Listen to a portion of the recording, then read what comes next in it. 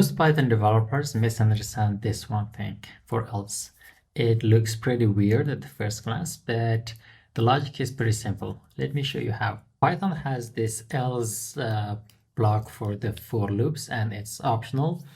And most people think that if there is something issue with the for block, then run the else block. But that's not quite true. It's really the opposite. So it means that whenever the for loop runs normally without a break, then the else block will be executed. And if the for block ran with break and it didn't finish successfully, then the else block will not be executed. So let me show you how. So here we have a for loop and then with the else block. And we have 1 to 5, and we are saying that if number is equal to 3, then we found the 3 and then break.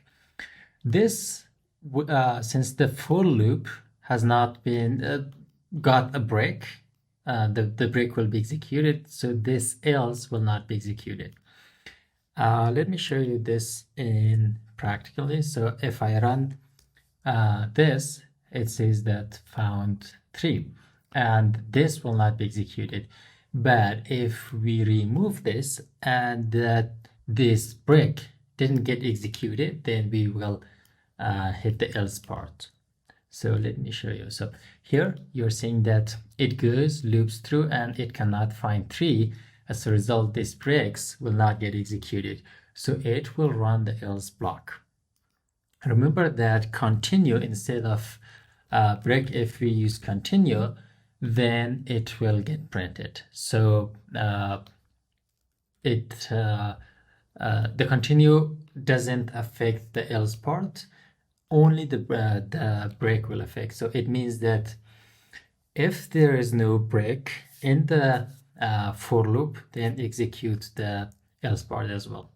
So let me show you the continue. So you see this is continue, it found the 3, and it also executed the else part. So why we're even using this? We're using this because it makes the code a bit cleaner. An example of this is maybe like using flags for if else. And let's see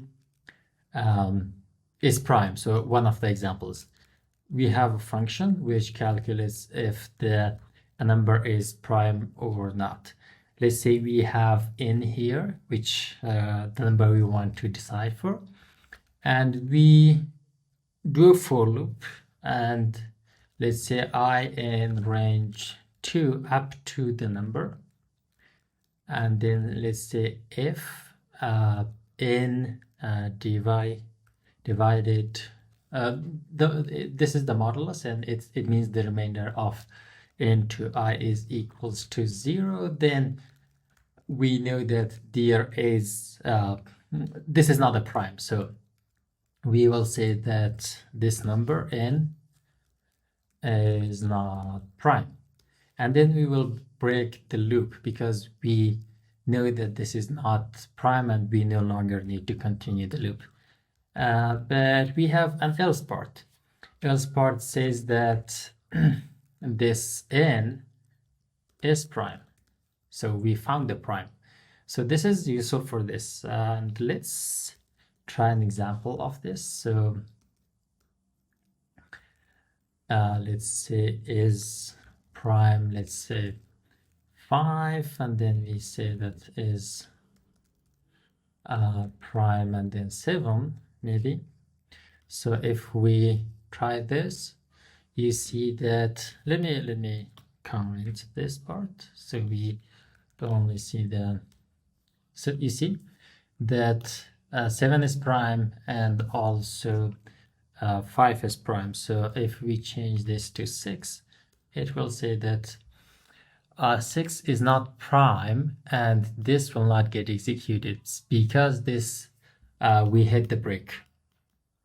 But without this else part, we had to do this. So let me comment this, and then we'll see. So if is prime, and then let's say we say we found the divisor, and then let's say it's false at the beginning. We need this flag to track if we found the divisor or not, if we do not use this else part. So we write our for loop again for I in range 2 to n, and then we say that if n the modulus and then is equal to 0, then we say that same thing, just print that n is not prime, and then we break. And also let's do this thing. We say that found is equal to true, and then because we found one, then we break, and then that's it. So right now we need to decide if found, if we found, then we say we do this thing. If we found it, we say that we say that the number is not prime, and else we just say that print this number is prime.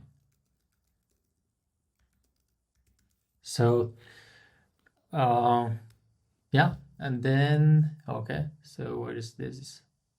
Okay, there's a typo. Okay, so this makes the code a bit cleaner, and that's why it exists. So I hope you found this useful, and hit the like button and subscribe to the channel for more videos and tips like this.